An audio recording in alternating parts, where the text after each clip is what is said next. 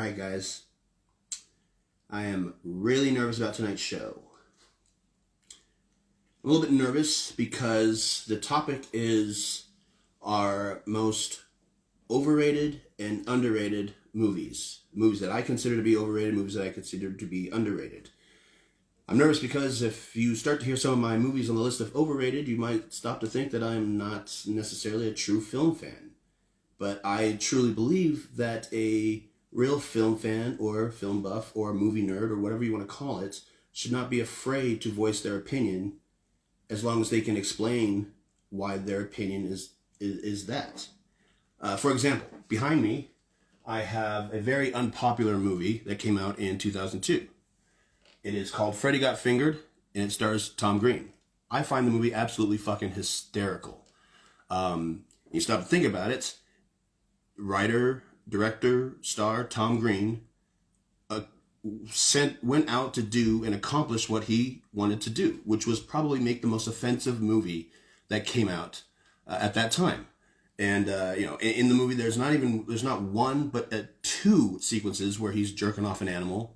The "Daddy, would you like some sausages?" Shit is hilarious. And the unpopular opinion, I think it's a hysterical fucking movie. I think it's underrated because he accomplished what he set out to do. I believe it probably was nominated for several Razzies.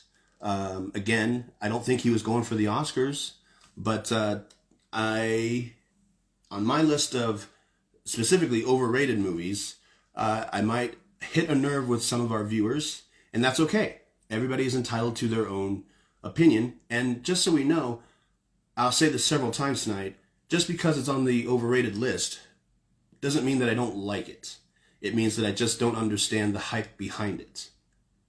But even more exciting than that is tonight's guest is a really close friend of the show's. He's been there since day one, back in 2019. He has been following me for quite some time. He's a true film buff fan, and I'm very, very, very proud to have this gentleman on our show tonight. So, guys, give me just a second.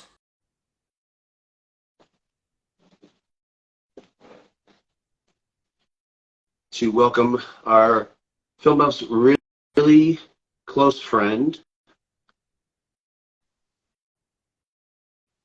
Mr. Troy Lewine. Hello. Hello. There I am. How you How's it doing? going? Good, man.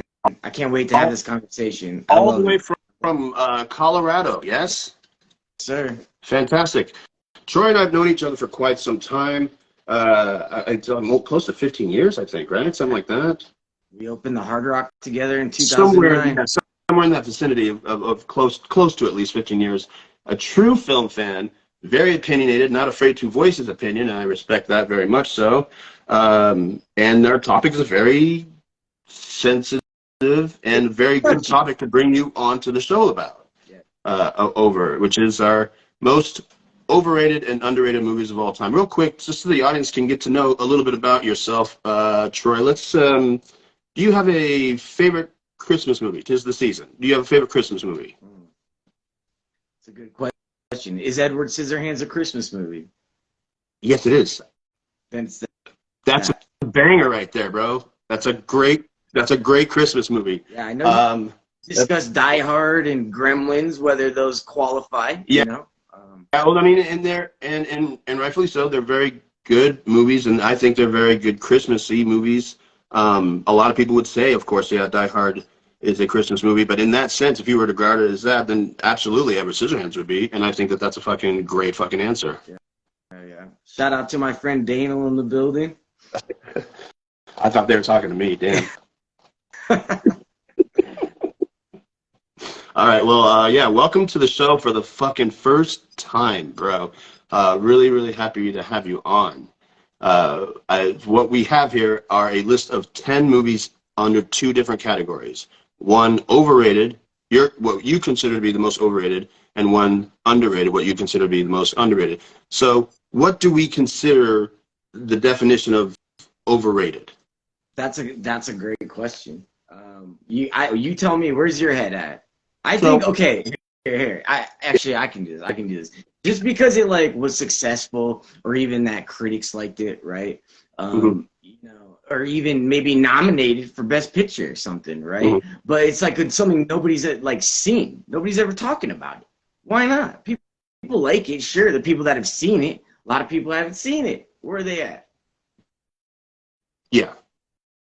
I mean, like to me, overrated is one of three things. It's either critically acclaimed, which includes Oscar winning or nominated at least, um, socially like accepted amongst the crowd, like a bunch of people talk about it, or it got a big box office numbers or whatnot. And I mean, actually, really just those two. Like it's one of those two. Um, one of the most talked about or celebrated or something like that, and we see it and we can't figure out why for the life of us Yes. that it's so celebrated. Right. Now, just so we know and we're clear to the audience out there, if we say a movie that they particularly like, we're not necessarily saying we don't like this movie in general. I mean, each title will be different, but really what we're saying is that we don't understand the hype behind it. Right. No, I like most of the movies on that list, on my overrated list. Most of them. There are exceptions. We'll get to that. But yeah. Yeah. But on the other opposite end of that, underrated is like, how come people aren't fucking talking about this movie still? We're never Like, talking about it. yeah, It's never in the and, conversation. Even and if it did make money. amongst film fans, we talk about it and we like to bring it up and we like to bring it to someone's attention. Yeah. So we will go through 10 of each. I mean, we will go through the 10 of each topic, and how we're going to do this is I'm going to say, whether you have it in numbered or not, we have at least 10 each, right? Yeah. So I will say what my number 10 overrated is, and then you will say what yours is. Yes. And then we'll do the same thing with underrated. Perfect. Okay. Yeah. We'll both do our over. We'll both do our under, like that. All right, cool. How about guess first? We'll start with overrated number 10 for you. American History X. Really? Way overrated. Really? Why that movie? Why does everybody love that movie so much? What do you seem surprised? What do you like about it? Tell me why you think it deserves it. No, I think I mean, the story behind it is kind of interesting as far as the director not being able to finish it. Edward Norton kind of came on board and finished everything himself. It's a very powerful movie, but something that nobody talks about is with that movie, it contradicts itself at the end. If anybody remembers what happens at the end, spoiler alert, Edward Furlong's character dies at the hand of a colored kid he had picked on earlier in the film. So it's a bizarre ending for a very powerful film that was trying to send a message. I happen to really like that movie, but I completely understand why you would probably put it on that list. Yeah. Again, good movie. I like it. I've seen it, man, probably, I don't know, 5 or 6 times now. I keep wanting to, I just keep looking for, like, why does everybody love this movie? I'm searching for it. Yeah. I want to get it, too. I want to be in the group, but I'm just not yet. Maybe next time. Yeah, no, I really like the movie. He has, I mean, this is a big deal for Edward Norton at his time in his career. This is right after Primal Fear. And I think a little bit before Fight Club is this stepping stone where he beefed up and he became like this, not this scrawny little guy anymore. But that's understandable. I'll go to mine, which is not so understandable, and I'll just get the most surprising out of the way. I don't understand the hype behind Halloween. I don't get that. The OG one? The OG Yeah. one. I don't get it. I'm The with one that you. started it all. The one that started it all. Maybe at the time of its release, it was a big deal as far as the type of horror movie it was. And I think that there are things to consider, like John Carpenter doing his own score, being kind of an independent movie at the time and things like that. But even to this day, and there's a big key thing to me about it. The difference between Michael Myers and somebody like Freddy Krueger and Jason, it's small, but it's a huge deal. He doesn't run. This drives me fucking nuts, bro. So Why wouldn't you run? if Michael Myers doesn't run, every other slasher runs to catch their prey. So is Michael Myers' special powers is he just happens to find the most ignorant fucking people that find themselves in a situation to get caught? That's a superpower, basically. Yeah. I don't understand it, and I've seen every one of them. I've seen even the newer ones. There are some I like here and there, and I understand the lore and I respect it, but I don't get the hype. I don't get the hype behind that. I mean, even Jason will get a light jog here and there, you know? Like, Yeah, Jason will run through the. I remember clearly Jason running through the forest and catching the shit out of people, you know. But like Michael Myers will just pop up in the most unlikely places and get you. Yeah, I know, it's strange. I'm with you. I don't like it. And they're like, oh, it's so powerful because it doesn't really show any of the violence. No, I'm watching a slasher flick. Show the violence. I want to see it. I want to see all the blood. I want all of it. Halloween is boring and dumb. I like another thing is I think Halloween is one of the. I don't know if it was one of the first. If it was the first one, but it definitely is one of the first ones to show the point of view from the killer, like the camera being a point of view from the killer. Don't like those shots. Yeah, can't stand. I don't want to know where the killer is, and how they see it. But that's okay. That's the biggest one that I want to get out of the way. Let's go to underrated. I got Phone Booth at number 10. Oh, I like that movie. I love it. I think it's so great. First of all, you can't beat the length, right? No. It's a perfect length movie. It's like it's intense the whole time. It's fun. It never gets mentioned. In fact, it's kind of like panned, you know? I think it's great. Yeah. I love it. I think Colin Farrell's great in it. I love it. I even like Kiefer's voice, you know? Yeah. It works for me. I like the movie for two reasons. I like these movies that Die Hard really started and Speed kind of made it bigger, is like being trapped in something and then kind of going by real time, intensifying the situation as the movie goes on. And Phone Booth really did a fucking great job with that. Second reason why I like it is because it was a huge thing that Jim Carrey was attached to for a long, long time. Really? And then at the last minute didn't do it. And I keep thinking of how interesting and much bigger that movie would have been. Distractingly. He was supposed to be Colin Farrell's part?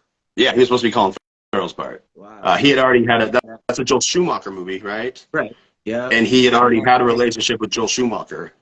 Yeah. Okay. Yeah. So my number 10, underrated. That's a really good underrated, by the way. Anybody who hasn't seen Phone Booth, that's a really good movie. Number 10 for me is Dark City. Have you ever seen? I have not. You've mentioned it, yeah. I've expressed that I really, really like this movie, and I think in one of my previous episodes, I had talked about on my movie theater adventures. It was actually my first date that I ever went on, and I saw this movie. And real quick, it stars Rufus Sewell, Kiefer Sutherland, the late William Hurt, and Jennifer Connelly. And it's in this kind of dark world where this guy wakes up, doesn't know who he is, but he's attached to a murder he doesn't remember. And so as he's trying to figure out, solve the crime that he is apparently attached to and he doesn't remember, from time to time, periodically, the world will stop and freeze. And these figures will come out of the shadows and they'll rearrange people and their lives and their memories. And only he can see that. Only he can kind of bypass and figure that out. And so that's how he figures out, the mystery. And the big thing about this movie was it was the director who did The Crow. And so his follow-up movie was Dark City. And the guy didn't make that many movies, Alex Proyas, because of the incident that had happened on The Crow. But it also was one of like 2 or 3 movies that Roger Ebert ever did a commentary for because it was such a great movie at the time. They also were associated with The Matrix, which came out a year later, as far as The Matrix maybe ripping some of it off, which structurally, time-wise, it's impossible because The Matrix would have been in filming at the time this movie came out. But it's a really, really good movie. For anybody who hasn't seen Dark City, should see Dark City. Okay, we're going back to Overrated. Overrated, number 9, Fight Club. Ooh. Don't care. I know. Weird. It's every hipster's favorite movie. I don't care. And you like Dave Fincher. I do. I love Dave Fincher. I like Fight Club a lot, but like, why is it like every dude's favorite movie? Why? It's not even the best Fincher movie. I would put Seven and Gone Girl above it for sure, without a question. Perhaps even The Social Network. I totally respect that, but I think that was definitely one of those things that, like, at the time it came out, you either were on board or not, and if you were on board, you loved it. Yeah, You it's thought still the like movie was that. made for you. Yeah. Yeah. That is interesting. That's interesting. I can understand. I can understand only because he's made so many great movies by comparison. Still, We broke rule number one. I love yeah, we did. Yeah, that. we broke number 1 and 2. Okay, so Yeah. my overrated next. Yeah, number 9. Yeah. Okay. The Rock. Overrated. I Don't get it. Yeah, I don't get it. The plot is all weird and clunky. So the fact that there's a tour guide that tours Alcatraz in general is kind of a movie in itself. But an ex-military, there's so many levels to this plot. An ex-military, guy who's pissed off at the way the government treated his deceased, hijacks it. I mean, like, just trying to explain this, it gives me a headache. And so they have to recruit the only guy who's ever escaped Alcatraz, and the chemist to team up, and Nicolas Cage is the chemist, and, like, come on, dude, like, only a Michael Bay movie can be like all these levels of a plot, and then by the time you can convince us that, okay, we're in this story, then the action starts, and it's like, that's too. Michael Bay has made some outlandish movies that are still entertaining. Oh yeah. But that I can't get into. I can't get into it. Moving on, number 9 for underrated for you. Underrated. Catch Me If You Can. Really? I mean, you don't think so? Whoever talks about that? It doesn't come up in the Leo conversation. It doesn't come up in the Tom Hanks conversation. It doesn't come up in the Spielberg conversation. It's such a great movie. Way underrated. Christopher Walken's interesting in that. Yeah, exactly. Everybody's great in it. And Leo. I think somebody's first role was in that. It was wasn't it Amy Adams or Amy Adams? Somebody debuted in there. I don't remember that. I don't remember it that well. I know I've seen it in theaters. At the time that movie came out, Leo had a second movie that season, which was Gangs of New York, and I love that movie with a passion. We'll get to that. Don't you worry. Okay, so what am I on? Number 9 for underrated? Yes. Okay. This is the weakest link, although I can't stop laughing at it every time I watch Hot Rod. I think it's fucking hysterical.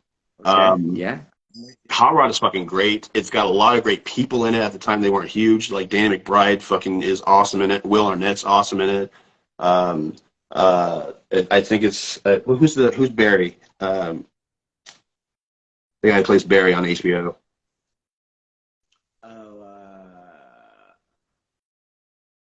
I know what you're talking about. Yeah. Somebody help us. Anyways, I don't necessarily think Andy Samberg is just that great and that hysterical. However, I do think that the Lonely Island crew are fucking hysterical, and they're all up on Hot Rod. I was gonna say I would put Popstar probably in my top like 20 or so. It doesn't make this Popstar list. is another good one, yeah. Yeah, I like it a lot. But yeah, Hot Rod, for anybody who hasn't seen it, is hysterical. All right, so now we're going to 8 overrated. Super bad. Oh. Unapologetically super bad. What? I think we might have had a brief conversation about this. I 100% agree. Yeah. Absolutely. Yeah. Everybody was obsessed with that movie, acted like it was the funniest thing they've ever seen. And I just, like, it was good. It was fine. It was funny. Sure. I mean. Like, what's going on in this movie? What's the plot? Can you tell me the plot? The plot is these kids are trying to get to a party. They're trying to get laid. Well, they're trying to get laid, essentially. They think they're going to get laid, you know what I mean, at this party, or at least attempt to. And they, but the whole thing. And they detour, and they have these adventures, and like. And with the police, I hate that storyline with the police. And I like Seth Rogen, and I love Bill Hader, but like, it is irritatingly corny. That story is so like distracted, so just like has nothing to do with what's going on. Yeah. Also, there's something to keep in mind, and I don't know if you have any other Judd Apatow movies on your list, but the 2.5-hour comedy thing is a no-go. Don't even get me started. Knocked Up would be on there. You could have super Superbad on there, you could have 40-year-old virgin on there. Either way, it's too long of a fucking movie for such a simple, thin topic. Yeah. And it wears out its welcome about an hour and 45 minutes in. Superbad even sooner than that. That I could completely understand. All right. So am I on Overrated? 8, yeah. Okay. Okay. I don't get the hype behind Reservoir Dogs. Sooner or later, we were going to have a Tarantino film on here. Yeah. And I think we both love Tarantino with a passion. Yeah. But Reservoir Dogs, I don't get because to me, it's kind of an experiment, you know? Like Boyhood is an experiment in the sense that let's follow the real lifetime of this kid and see him actually grow up. If this kid dies, then the fucking experiment doesn't work. However, Reservoir Dogs is like, let's see the beginning and after effects of a robbery when normally we would see the robbery. And like, it doesn't really work for me. Like, well, and it's a blatant ripoff of City on Fire. Oh yeah, yeah, oh yeah, all of it. Nicknames, even the like Mexican standoff at the end. Yeah, it's a blatant ripoff. I think the story, like Tarantino's story, is what's interesting. You know, this movie nerd working at this video store made this movie. You know? Yeah, and that in itself, and it's like, damn, man, this movie's pretty damn good. And you know, it was stylish, and it did set up for, you know, his masterpieces. You know what I mean? Yeah. Like Pulp Fiction, after Reservoir Dogs, I like everything he's done. Yeah. No, I'm 100% with you. All right, so underrated for you. Okay. I couldn't make a list and not put your boy on there, Timothy Olyphant. So I went a Perfect Getaway. Underrated. Really? Underrated. I love that. Okay. Yeah. Underrated. That's it's great. It's great. It's so good. It's like, it's exactly what it was trying to be. You know, everyone's so good in it. Underrated. Usually mysteries, like you can't tell how clever a movie is when it comes to mystery until it's revealed, and then it's like, oh shit, they were clever. They were really that clever this whole time. Yeah. They were just playing ignorant, you know. And Perfect Getaway is one of those things that's like, you think they're playing ignorant for a while, you think you know what's going on, and then once it's revealed, it is super fun after that. It's fun for like 40 minutes. Yeah.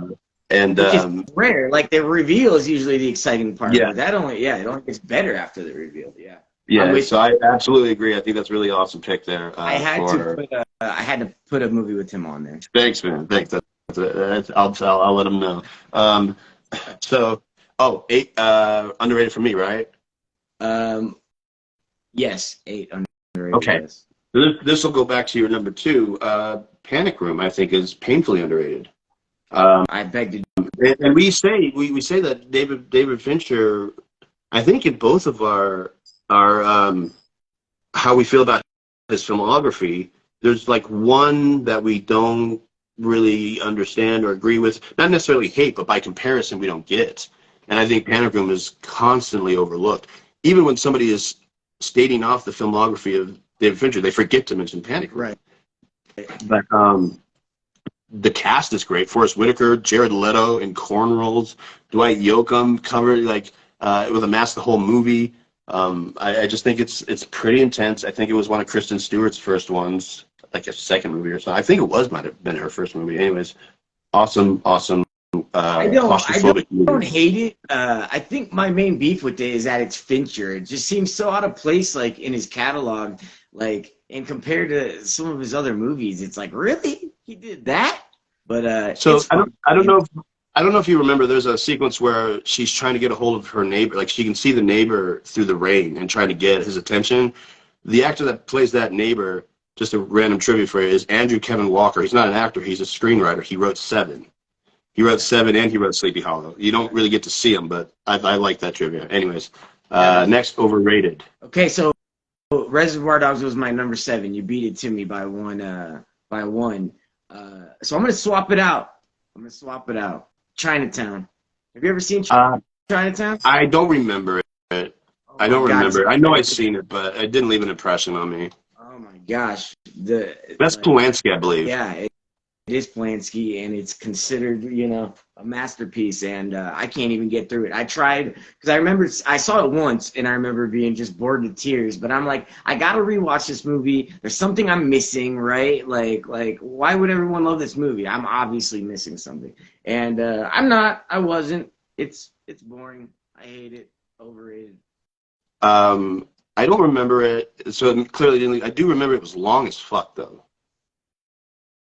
Is it fucking long? Time? Very long. Yeah, it's like a 2.5-er. Yeah.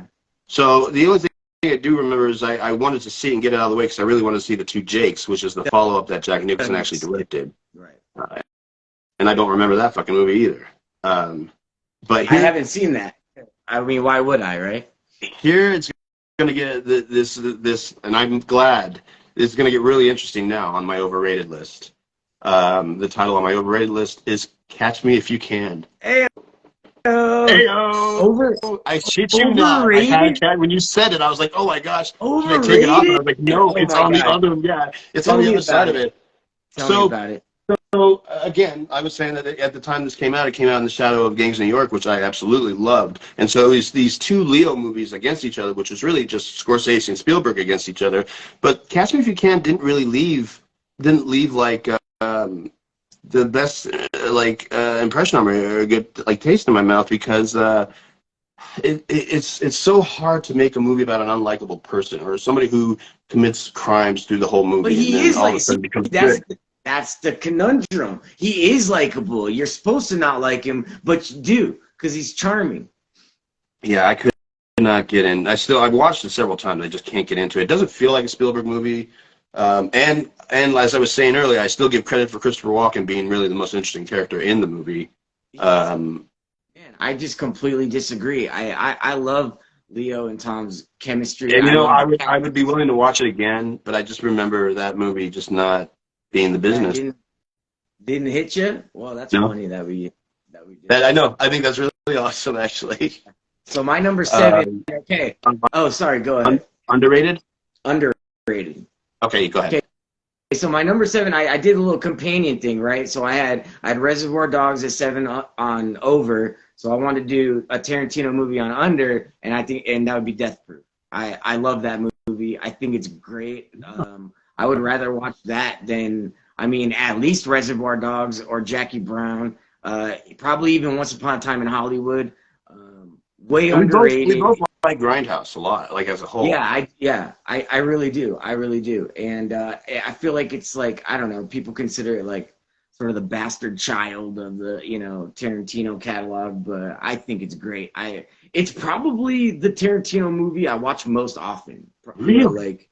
I always get an inkling. It's not the one I've seen the most, but it's one that I find myself watching a lot more often recently. Like I'll probably watch it 2 or 3 times a year. I love it. I will say that cast is unique, really good cast, and that there's I almost forgot about it, but upon a viewing a couple years back, this image always stayed in my head. The car crash that's told 4 different ways from 4 different perspectives is super cool. I'll give you credit. I like that. I almost put Grindhouse as a whole on the underrated list. Yeah. It's definitely underrated. Okay, underrated next for me. Stay Tuned. Oh man. Yes. Anybody out there seen 1992 Stay Tuned with John Ritter? Fucking great movie. Fucking great movie. And a great concept. Honestly, that concept could have been adapted to like a rated R kind of thing today, and it would have been. It could be so fucking awesome. But this movie just got forgotten right the fuck away. It released in August. It went up against Mom and Dad Save the World. Like that goes to show you how much respect they had for it. Like this is a great fucking movie. Yeah. This is the movie that, by the way, because I was that young, I didn't know SCTV, but Stay Tuned was the movie that introduced me to Eugene Levy. Okay. Right. And this is an idea that could have gone on and on and on too. Like they really were constricted with just these specific ideas, and it's really funny. It's a funny movie about these. It's about this. For anybody who doesn't know, Stay Tuned. You ever get a chance to see it? I believe it's actually on Prime, Amazon right now. About this married couple who are kind of on the roughs in their marriage, but they get sucked into TV because Satan or whoever is in hell runs a network television station that takes real people and sucks them into their program, and so they're stuck in hell's version of shows that you are familiar with.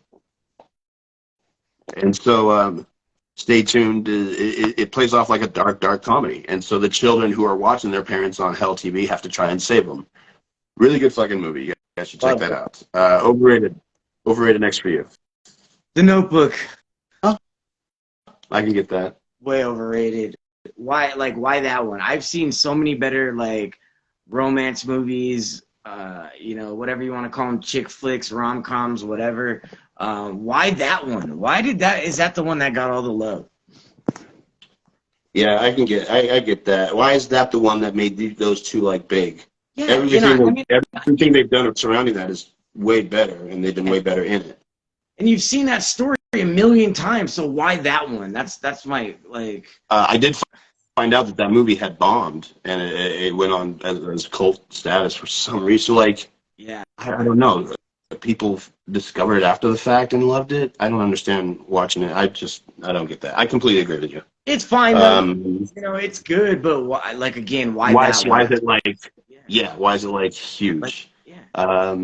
So far nobody's disagreed with us so far. But my next one, I don't have too much to say on the subject, but I'll just breeze by it. I don't understand the hype behind Slumdog Millionaire. I watched it twice, and I'm like, I believe that's Danny Boyle, and Danny Boyle hits or misses with me. I could have easily put Trainspotting on there just as much.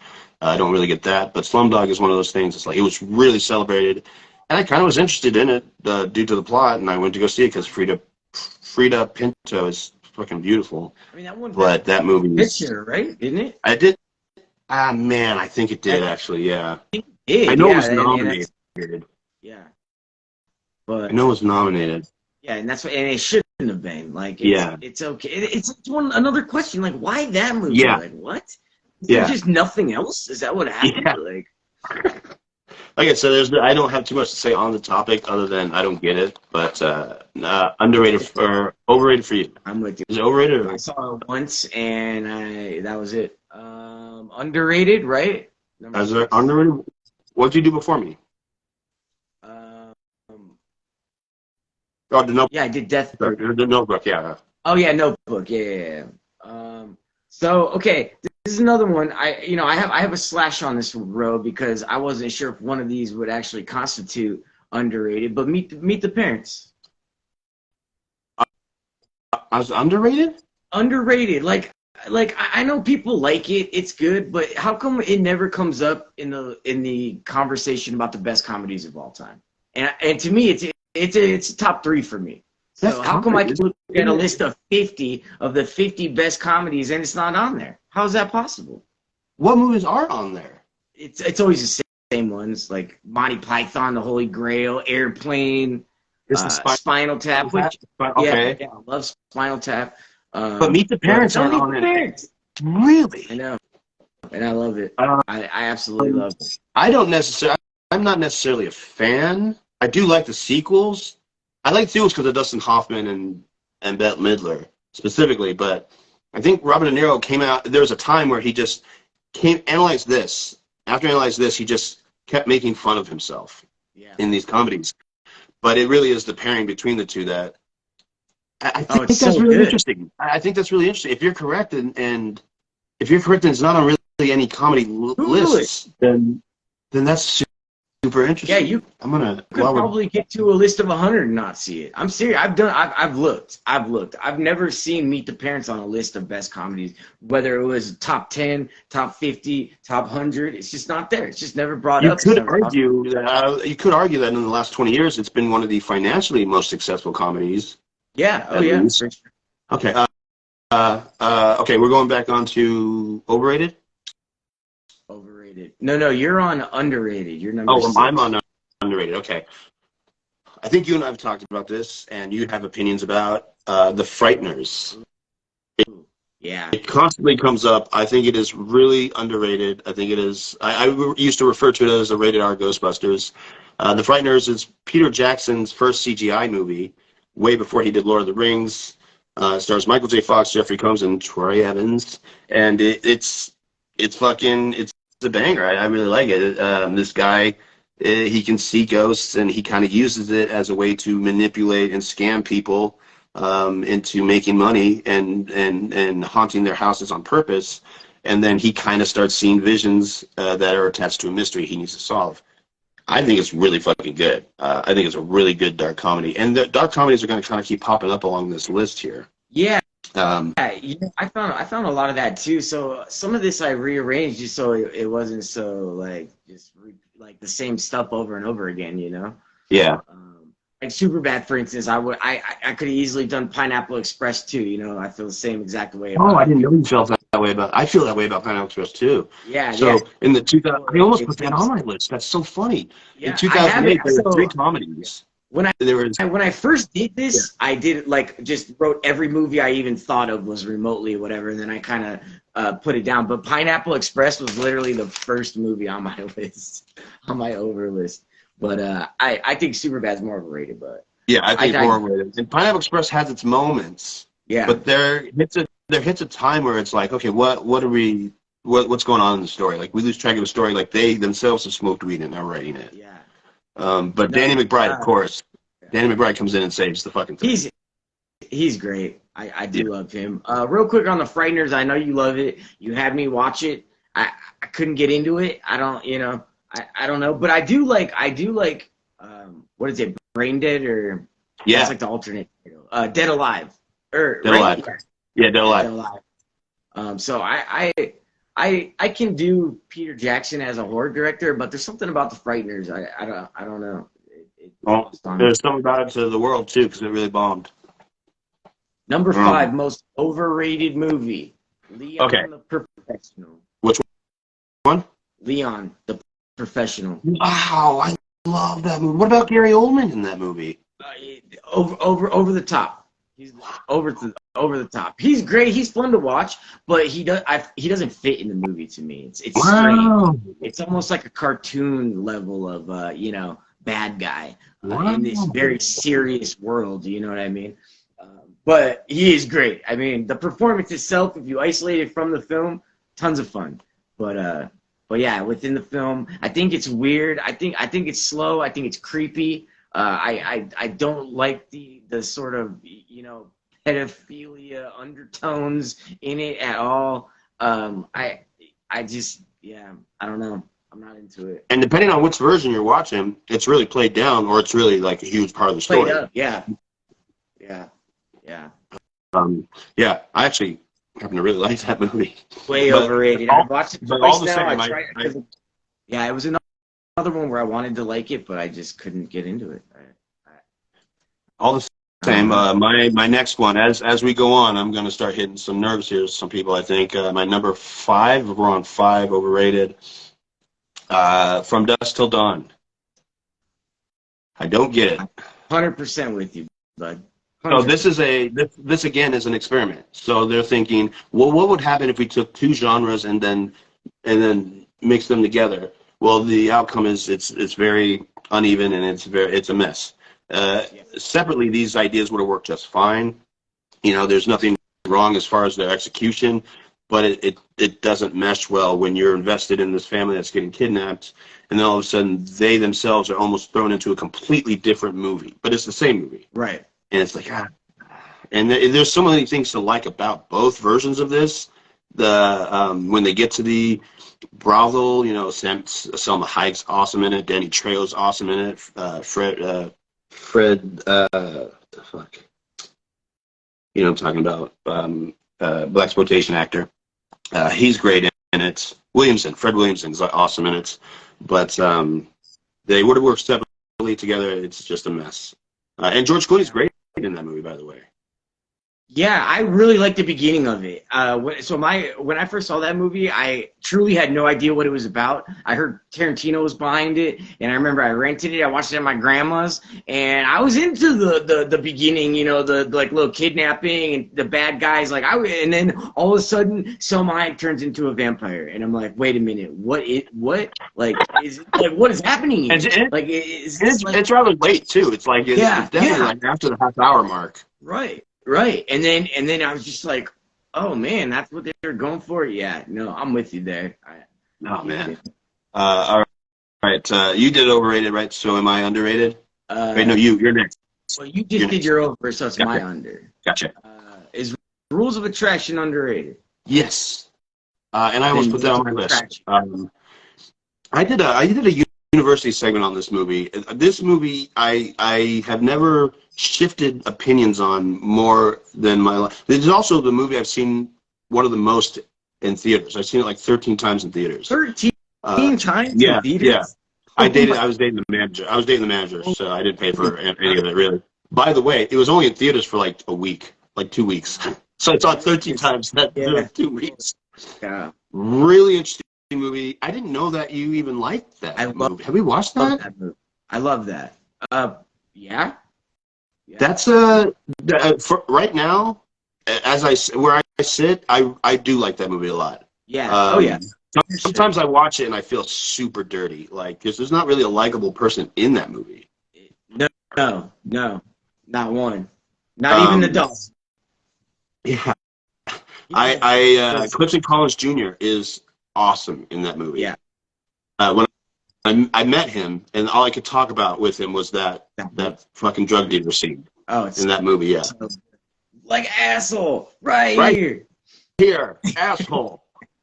You know about the connection between that and American Psycho?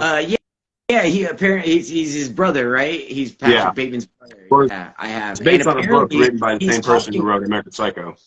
He's talking to him on the phone in it. He's Patrick. Yeah, I did know that. He refers to him a lot in the movie, but in the book they kind of go more in depth. However, there's one deleted scene of Rules of Attraction. You can only see it on YouTube, where it shows Patrick Bateman. It shows the call, and the actor playing Patrick Bateman is Casper Van Dien.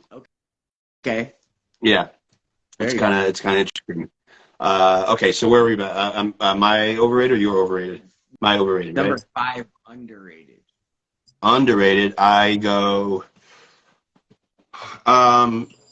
Death Becomes Her. Okay, that almost went on mine. I wasn't sure if it was underrated because the people that have seen it love it. Yeah, but I was gonna say it has a following, right? And it is somewhat successful, but not to the point where I think it deserves to be. I think I once called it like if it plays out like an episode of Tales from the Crypt. Yeah. The structure is very much like that. Great. But at the time, I mean, not to mention it's Robert Zemeckis, but at the time it was kind of a big deal in special effects. Shit doesn't hit the fan until like 50 minutes into the movie, which is great because you have great character development leading up to that. These actors in particular, Meryl Streep and Bruce Willis especially, are really good. They're at the top of their game. They're super campy in it. Yeah. And it's a fucking great movie. And it has a great ending. Like, it has a great dark ending. These characters are forever not going to have a happy ending. Right. And it's just...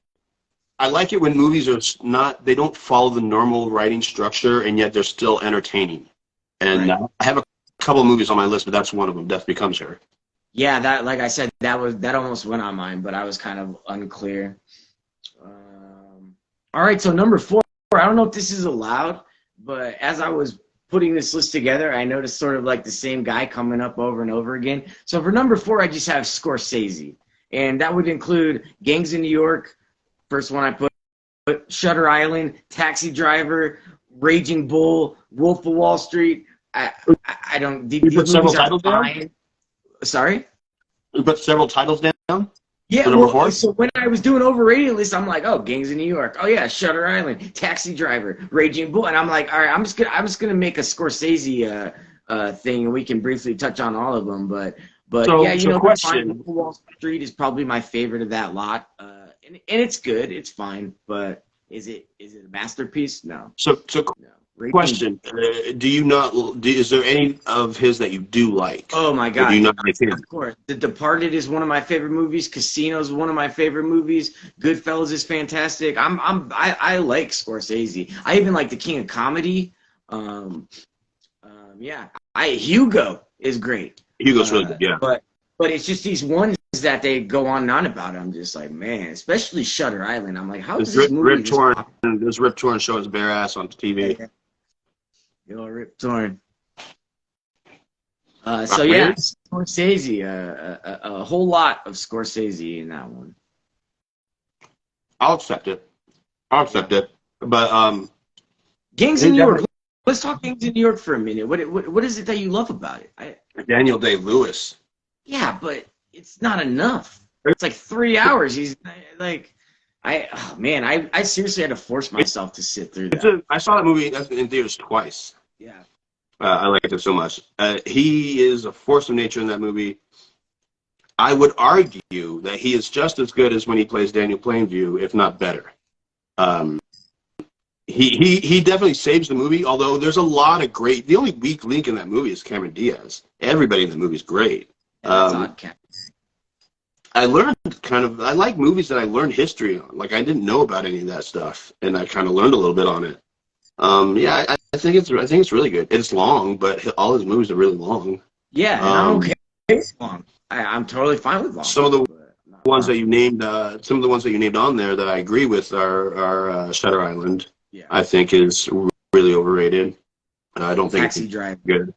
What about Cape Fear? That movie's fine. See, here's the thing: is that really like overrated? Because it wasn't like a huge deal. You know what I mean? Not like Gangs in New York or Taxi Driver appearing on every best of list ever. Cape Fear is fine. I like it. I'd say it's pretty much right. Departed. No, not Departed. Irishman. I actually didn't. I haven't seen that. Is that crazy? I really like The Irishman. I turned it on, and I was like, the runtime was just so daunting. I'm like, do I really want to do this? And I never went back to it. I do want to watch it though. It is on my little list. It's been sitting there for a while. Okay, so I am going next to my overrated. Clerks. Yeah. So I do like Kevin Smith. I like Kevin Smith a lot. I have this weird relationship with his movies where the ones that are critically acclaimed, no matter how hard I try, I can't really get into it. And the ones that people don't like or don't celebrate are the ones I really, really enjoy. And I think it has a lot to do right off the bat with Clerks. Clerks made him a huge deal. However, the way he writes and the way his characters talk are kind of far-fetched and unbelievable, Clerks being the biggest one. Where all these characters talk the exact same way to the point where it's like, well, who the fuck talks like that? Like, right. Literally nobody talks like that, but everyone in this movie does. It's strange. So the next movie he did was Mallrats, which was critically panned and it bombed. However, there's one character that talks like that, and he's the greatest character in the movie. It was just Brody. Right. And that kind of started Jason Lee's career. But like nobody else talks like that in Mallrats. And so like it's a lot more easy to like go along with. But Clerks is like it's fucking annoying. Yeah. That's one of those things where the story behind how it got made is way more interesting. I was gonna say it's another Reservoir Dogs situation, right? Yeah, it's just way more interesting than the movie itself. Exactly. All right, underrated for you. Number 4, Cloverfield. Best monster movie ever made. And we talked about this. That's a really good fucking movie. In all honesty, I think the series is really good. Like I like the movies further. 10 Cloverfield Lane is great. Awesome. Yep. But Cloverfield, I remember that movie. I remember that being like probably some of the smartest marketing that movie's ever had. Yeah. People wanted to know like what the fuck it was. I bought into it completely. I was online on the internet. They're like releasing little pictures and stuff. Like there's like a little puzzle on the website. I was so into it. I couldn't get enough. Yeah. But then I liked the movie too. I had a feeling I'd be like, this movie's gonna suck. Watch, but no, it doesn't. I don't think so at all. And I think the lasting impression about that movie is that you talk about it for years and years, and you kind of dissect it, and you find new things about it, and that's what a good movie should do. Yeah. Blair Witch had started this whole found footage movie thing, and certain movies really take off with this idea, and certain movies don't. I actually really like the first Paranormal Activity. I would almost say that was underrated if it weren't for the fact that it was pretty successful, and then went on to spawn a whole franchise. But I would definitely say, as a movie, Cloverfield is much more fun. Great. Underrated for me. This is a movie. This is a little movie that nobody ever heard of, and I always talk about it. And I know that I made you watch it, and you didn't feel so much about Predestination. Yeah. I fucking love this movie about a time traveling agency. That again, we talked about movies that don't have a normal structure. Well, there's exposition in the first 45 to 50 minutes of the movie, and then the movie starts after that. Like right until you think, Jesus Christ, is this movie all about two people talking in a bar? Yeah. And then the movie starts, and it's not a normal structure because it's based on a book, and the book is like that. But just so you know, everybody I've introduced this movie to does not like it. Oh, does not? Don't like it. Don't like it. Yeah, like some people hate it. Some people are like, yeah. They're like, where you like, what's so big about it? But it's like, first of all, it's shot really well. It's a beautiful looking movie. Second, it's acted really well. Ethan Hawke's one thing, but Sarah Snook is like fucking awesome in it. But then it is twist upon twist upon twist. Once you think you've got it guessed, to the very, very last second of the movie, it just can't stop delivering twists. Right. And I don't know if you give the movie credit for that or the book credit for that, but you either accept the twist or you don't. And like people don't accept the twists because it takes a full fucking hour. It takes a full fucking hour to set up those twists. Yeah.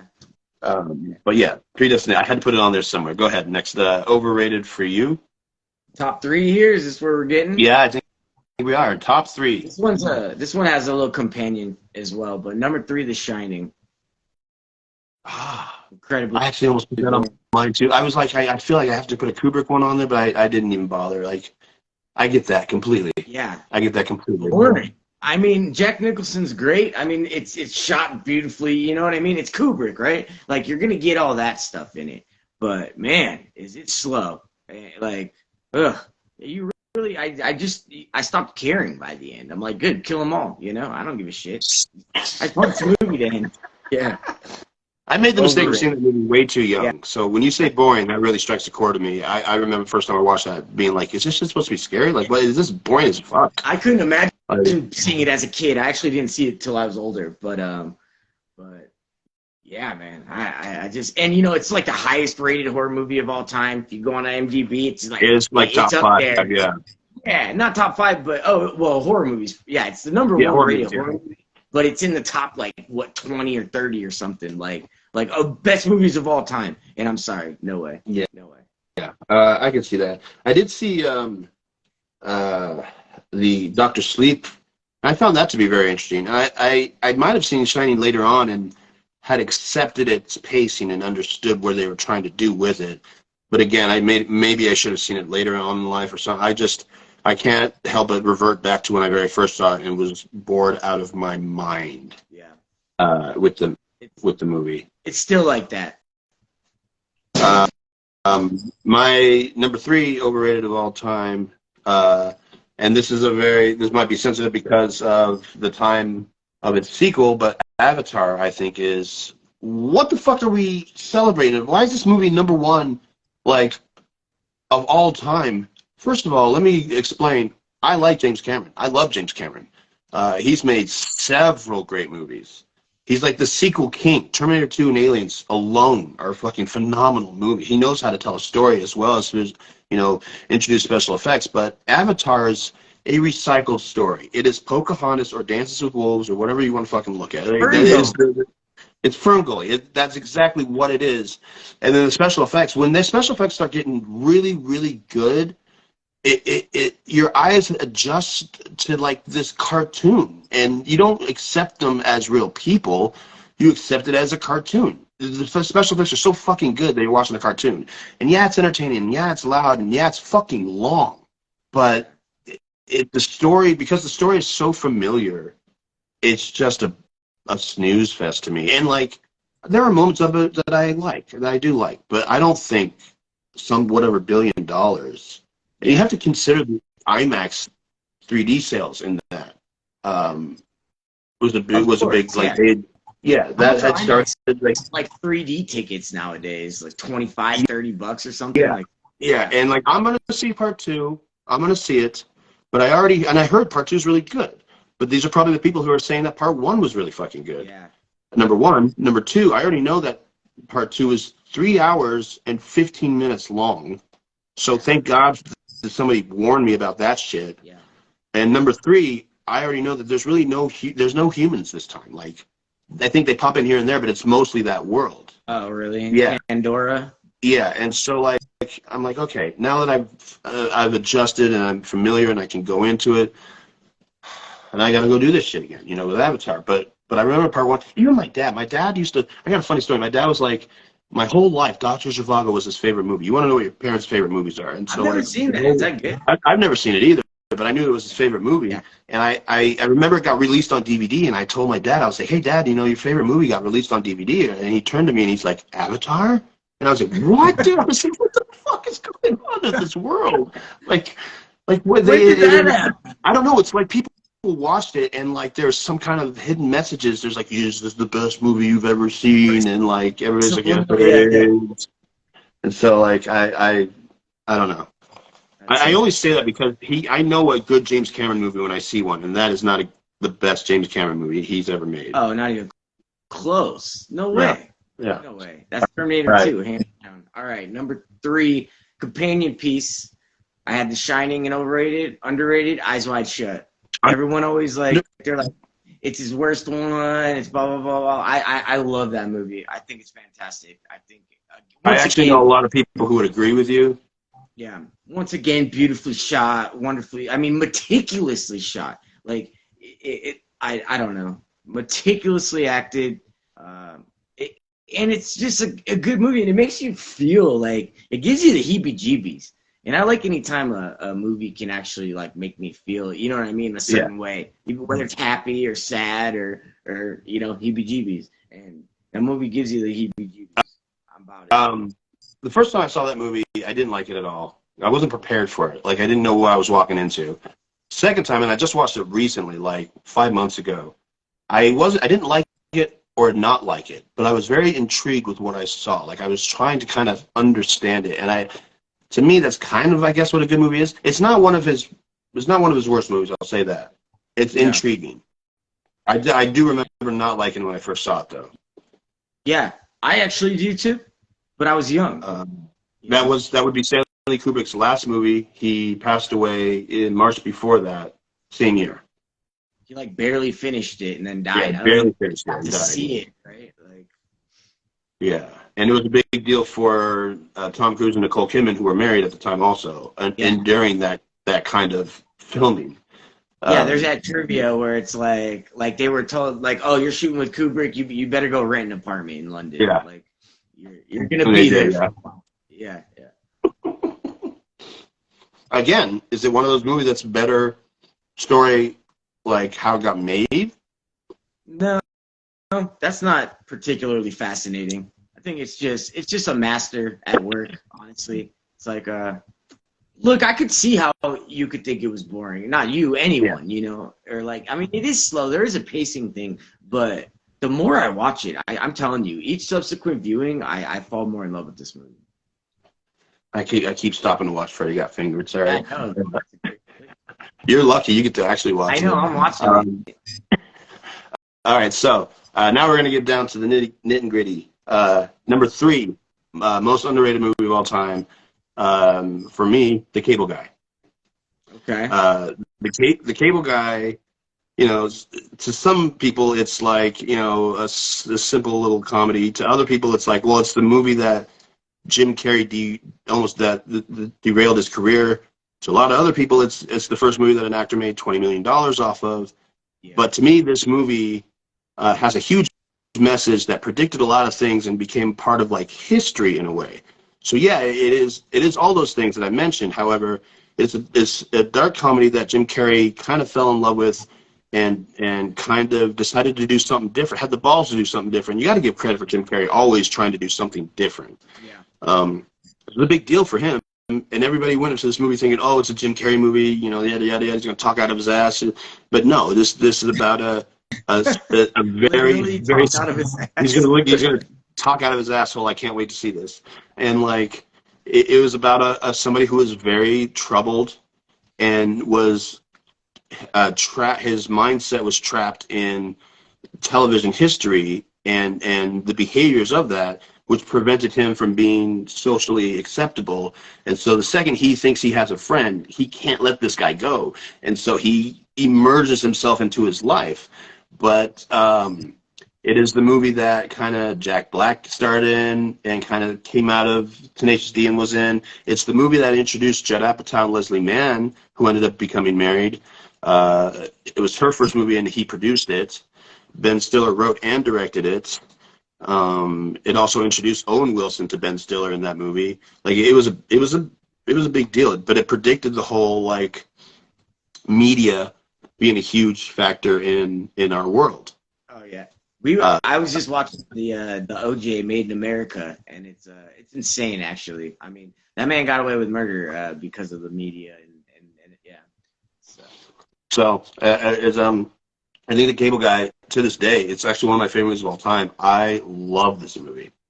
I love it. Yeah, but let's go to your number 2 overrated. The Godfather. Ooh, you didn't even prepare us for that. I said. Yeah. I don't care. You just jumped right off the bridge. You think The Godfather is overrated? Overrated, yes. I think it's good. I can think of better, even Italian mob movies than that. You know, we even mentioned Goodfellas earlier. Much better. Do you think there are better Coppola movies? I like The Godfather. I watched them recently. Well, 1 and 2 anyway. Do you think there are better Coppola movies? Which movies? Sorry. Do you think that Francis Ford Coppola has directed better movies? Like, you don't have a problem with him? Yeah, I would rather watch Apocalypse Now, for sure. Okay. Or The Outsiders, honestly. It's a lot. Like The Godfather. It's like you always gotta like take a deep breath. Like, all right, we're gonna do this. You know, like it's just why is it? You know, it's number 2 on IMDb. It's number 1 on several other lists. Best movie of all time. I beg to differ. Great movie, not the best of all time. I really like that movie. However, you touched on something that's kind of interesting. When it comes to these American Italian mob movies, these stories are almost as extensive as their family, because their family is like, there's such a big family. You have to know everything about these guys and who they are and where they play in the story, that it gets extended to 3 hours of like character like design and character structure, and like something cool might happen every 20 minutes, but it takes about 10 character introductions to get there. Right, and then even then it's pretty underwhelming. I mean, like, yeah, so I mean, I can understand. The second one is much better anyway. So why is the first one always get all the credit? Number 2 is way better, in my opinion. Yeah, I can understand. I do like it, but I can understand exactly what you mean. I do like 2 a lot also. Yeah. Am I on 2 overrated? Yeah. Okay. Crash. Yeah, that almost went on my list too. Best Picture? Get out. Yeah, get the fuck out of here with that. That is the worst Best Picture of all time. Worst Best Picture winner of all time. But I don't even have much to say about the racist movie that proves that not everybody is racist while being racist. Like, it's really exhausting watching the ugly side of people in today's times, and like how everybody's just a little bit racist, and they just happen to have all these stories that are happening at the same time that involves race and people's reaction to race, and it's like, come on, dude. Yeah. Like, no, I will give credit to like, and we're getting a really big resurgence of Brendan Fraser now, but I kind of, every time I think about it, I'm like, oh, Brendan Fraser was in that, unfortunately. But it's an interesting cast, but I just remember it being very exhausting and very uncomfortable, and it didn't prove a point that I think it was trying to prove. And I think it is on the list of several like Best Picture winners that did not deserve Best Picture. Yeah. That didn't deserve it. Yeah. Didn't even deserve to be nominated. Yeah. I forget what it was up against, but no way. Yeah, no way. We're on number 2 of underrated. We're getting to the end here. Back to the Future Part 3. Oh, nice. Underrated. Nice. It's always people always say the same thing. Oh, I love the first 2. Third one's all right. No, the third one is fantastic. That it's really good on your list. You and I almost have a whole friendship based around Buford Tannen. Like, I know. Thomas F. Wilson is he's never been a better Tannen than he is in Part 3. Right. I think when I watched it at the time, it was put on NBC, and with commercials, it is really long. Yeah. But without commercials, it's fun. Like, it's really fun. And like at this point, you either it's all about Doc. And at this point, if you're invested this long, Doc Brown should be like just as lovable and acceptable as Marty McFly. So he's earned that to kind of have a whole movie based around him. And so I agree. I completely agree. I think that's awesome. Yeah. It's a good underrated one. Am I on number 2 underrated? Yep. Okay. My number 2 and number 1 are like interchangeable. They could have gone back and forth, but I think Walk Hard, the Dewey Cox story, is one of the most underrated movies of all time. I love that movie. This movie not only was you can call it a spoof, and it is in a sense. It's spoofing Ray. It's spoofing Walk the Line, but it is its own movie with its separate characters that are very fleshed out and very like funny and very fun. And the music is very fucking fun, just as fun as the music in a biopic that really exists. It's a really well-made movie about a fictional character's biopic. Yeah. And they actually just made this movie again with Weird Al. It's the same concept. It almost has the same cameos. But yeah, again, going back to that, the cameos in this movie. Oh my God. Jack White, Elvis. Jason Schwartzman. Jack White is Elvis, bro. Like, look at him, man. He was just as good. Look out, man. And like, he's just as good as an Elvis as fucking Austin Butler was recently. He's a really good Elvis. I didn't even recognize that was Jack White. I didn't either. I could watch that movie. I could watch that movie right now with no qualms. Yeah. I think that movie is hysterical. And it's long. It's like 2.5 hours. If you watch American Cox, the like Dewey Cox like longer version, it's good, but it is long. It is long. It is very. I almost before I get to my number 1, but that was my number 1. Used to be most underrated movie of all time. But okay, number 1 overrated movie of all time for you. Get Out. Whoa. Yeah, I can't stand it. Whoa. Overrated. Why did everyone go ape shit about this movie? First of all, if it wasn't about race, it would have been just another dumb movie. But I still think it is just another dumb movie. I'm not a Jordan Peele fan at all. I haven't liked any of his movies. I haven't seen Us, but I've seen Get Out and Nope. And I say nope to both of them. So and while we're on the subject, and I'll probably only say this once, I do like Get Out. I like Get Out, but overrated? Maybe I'd agree with you. It's in my number 1 because like The Godfather, like I think is severely overrated, but I actually like The Godfather. Get Out, I don't like Get Out at all. I'll never watch it again if I don't have to. The thing about Get Out is you're constantly finding out more. Like he went through and put in so many like little details about it that it gets to too much. And while I do like the movie a little bit, I have one big issue with it, which is that you got this really smart African-American lead. Daniel Kaluuya is really, they build him up as intelligent. He finds himself in a situation that he didn't see coming and he has to get himself out of. And then they corner him, they get him down, they lock him in. He wakes up, he finds a way to escape, and he has to murder white people on his way out. Like, to me, that was like, wait a minute. Like, why go that route? Why drop the ball on that when you've done such a good job of establishing a very smart African-American lead? Could they have gotten him out of there without killing a bunch of people? Yeah, they could have, but I think that was a Hollywood way of like being like, listen, we won't fund this unless there's blood shedded. Yeah, we're getting back at the man, Like, yeah, that's what I felt like, and it was like, man, it would have been a lot more of a powerful statement if he didn't have to do that. Right. But that's my only qualm with it. I do like Us a lot. Not necessarily a lot more. I do like it a lot. Maybe a lot more, actually. I do like Nope. A lot. One day I'll be out of the shop, but my most number 1 overrated movie of all time. It happens to be my most hated movie of all time. And it's not necessarily a popular opinion, but when I say this movie, I've never met anybody that wasn't like, what? I love that movie. Biodome. I can't fucking stand this movie. I like Pauly Shore. I like Stephen Baldwin. I can't stand Biodome. I can't stand what it's about. I can't stand these characters. I can't stand the pacing of this. I can't stand anything about it. Can't stand it. I don't have too much to say about it, other than interesting trivia was that it was written as Bill and Ted 3, which I don't necessarily know if I would have liked or not liked that movie more or less, but I definitely don't like these like watered down versions of Bill and Ted. Yeah, that was just another movie in the lot of like Pauly Shore movies in the '90s. Like, I just kind of clump them all together, like Son-in-Law and The Army Now. I like Jury Duty, and I like In the Army Now, and I can't stand Biodome. And like, for some reason, I mentioned that to people, and they're like, "What? I love that movie. I love Biodome." Blah, blah, blah, blah. Yeah. I'm like, why? I can't. No. I think Joey Adams is pretty hot, but that's about it.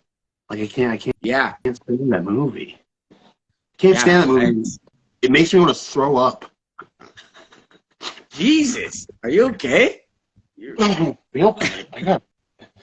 feel good at all, dude. This movie's it's not good. I don't like it. Yeah, it's certainly not that bad, but it's don't like it. No go. What's your number one most underrated movie of all time? Freaky.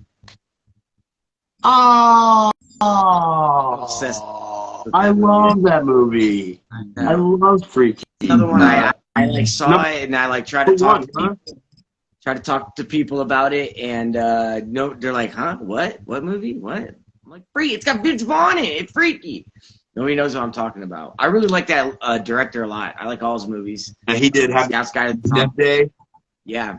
And then the sequel. Well, it made money, and it's going to have a sequel, I think, eventually. I would.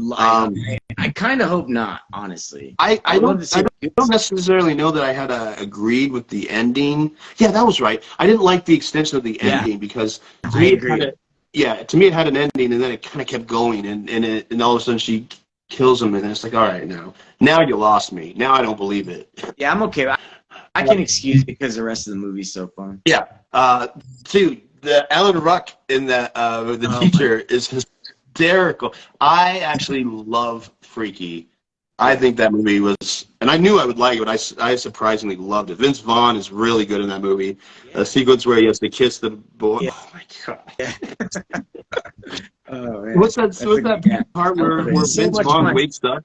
It's the most fun I've had watching a movie in like years, like a really long time. Cosmo loved Freaky also. Right on. So like, there's that moment where Vince Vaughn wakes up and he realizes that he's, Vince Vaughn, and he runs out, and there's this bum there, and he has the funniest line in the whole movie, right? He's like, "I'll suck your dick, all of it, all of it." Yeah, it's good, and you know, it's genuinely funny. It has like some genuinely spooky moments. It nails what it's trying to nail. I love it. It's really good. Now, it's interesting to note that these lists that we made, that we actually studied and tried to make, they're interchangeable, and they'll probably change next time. I have like, my God. I got movies. But yeah, that's really good. So mentions too that we could discuss briefly. Yeah, let me do my number one underrated, and let's do some honorable mentions. Okay, so my number one underrated movie of all time. This movie, I think, deserved to be one of the biggest movies ever financially, and deserved to go on as big as like Titanic was King Kong. Peter Jackson's King Kong. Man, so good. Peter Jackson's King Kong is really underrated. It's a 3-hour epic that deserves its running time.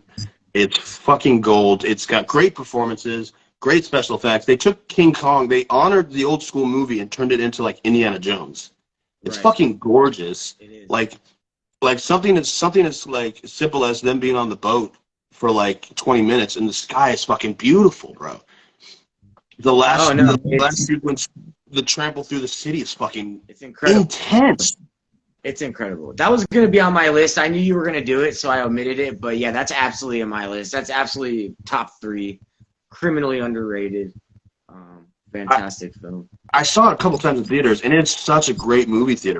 Oh yeah, I did. Peter Jackson he didn't go the James Cameron route and IMAX that shit up and 3D it up. You don't need it. It was just super entertaining.